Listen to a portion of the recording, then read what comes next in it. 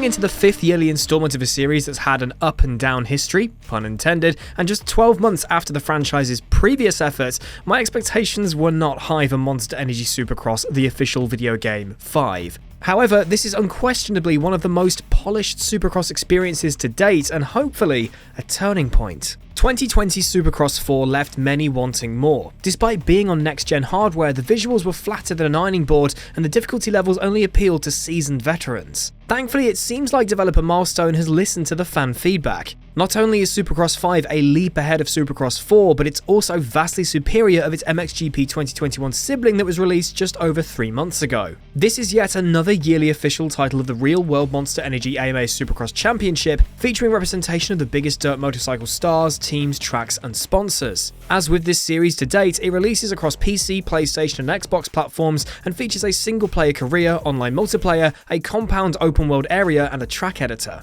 So far, so standard.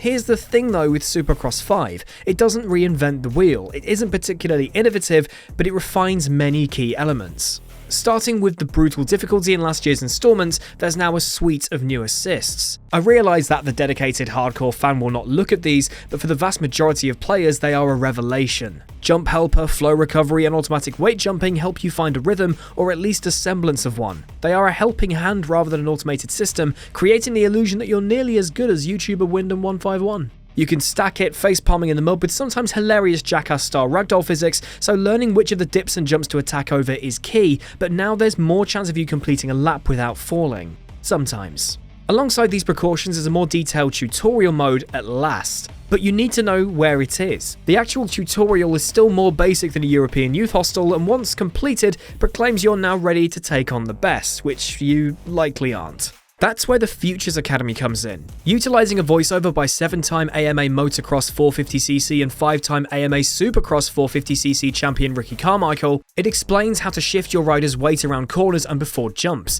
A simple explanation, if presented in crushingly low resolution it must be said, followed by a short hands-on test. The assists combine with your additional knowledge work in harmony with computer-controlled rivals that have simmered down. In the previous iteration, very easy AI difficulty was the order for the day for many, but the levels are now more progressive and at the top provide close races for those with talent. The main unleaded with the combustion chamber is the career mode. Once again, this theme of relatively simple additions really brings the experience to life. There's always been side challenges, rider cosmetics to unlock and training events, but in Supercross 5 they're melded together alongside the rider injury shape system, key rivalries and contract negotiations to deliver a rich and worthy progression system. Sure, the rider workout session where you collect the letters SHAPE like a naughty's Tony Hawk game gets a little repetitive, but it finally makes use of the compound area that's largely redundant otherwise. Plus, after you've tried a few, you can just spend 10,000 credits to mend your rider's dislocated shoulder instead. There are more customization options than ever before, including tattoos and earrings for riders, the ability to create, share, and download custom helmet designs just like in the developer's road-going motorcycle title Ride 4. Working your way through Futures, Rookie, and Pro is linear, but a slew of additional side events, skill tree unlocks, XP, and credits means there's always something to do, which makes it even more of a shame that team management aspects are absent and the bike's upgrades are simplistic. Refine these elements, and this mode could be up there with something like the MotoGP game's genre-leading efforts. Other new additions this year include the ability to join an online race after it's started, more obvious signposting for user-created tracks, and, at times, genuinely outstanding visuals. We've played this on both a PS5 and a PC during the preview and review process, and the rider and bike details are now superlative and frame rates stable. There is a caveat, however, and that is the ground detail on the console version is a bit hit and miss, and that's a shame because it only takes one look at other Milestone games on these new systems to see what they really can do. Hopefully this is something that changes for the inevitable Supercross 6. Local split-screen multiplayer is also a welcome addition, providing much hilarity as you try not to crash for the 100th time against the AI.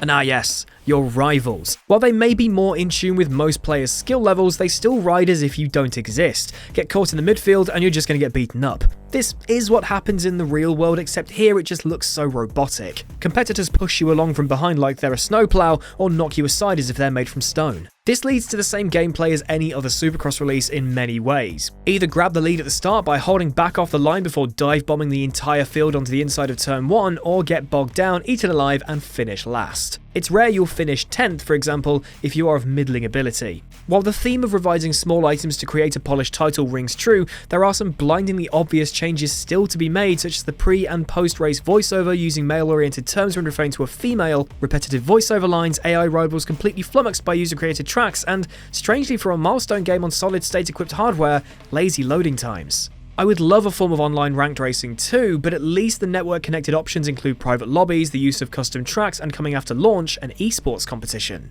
Oh, and the difficulty of the career journal challenges, there's little wonder that 0% of players so far have completed the related trophy or achievement, a seemingly never-ending grind. Monster Energy Supercross 5 will not knock your socks off, and my gripes with your on-track rivals' ineptitude remain. For some, the eardrum pummeling sound of the motorbikes combined with a lack of track knowledge may spell disaster. Losing your rhythm and trying to get going again can be painful. But there is an honest appeal here. This is a mostly refined effort with a concerted brief to improve the title's core competencies and eradicate the main drawbacks. Hopefully next year the console visuals will take a step up too. It's by far and away the best AMA Supercross representation so far, and provided you find the right setup of assists and difficulty levels, you will enjoy your time. Time to head back for the career for a 4th season once this review is live, and I don't think I've ever fancied doing that in any other Supercross game to date. So that's our review of Monster Energy Supercross 5. Have you picked this up? Are you playing it? Are you enjoying it? Let me know in the comment section below. Whatever your racing discipline, please do subscribe to the Traxion channel and ring the bell if you haven't already. And there's even more content for you guys to check out over on TraxionGG. Until I see you again, thanks for watching, keep it pinned, and I'll see you next time.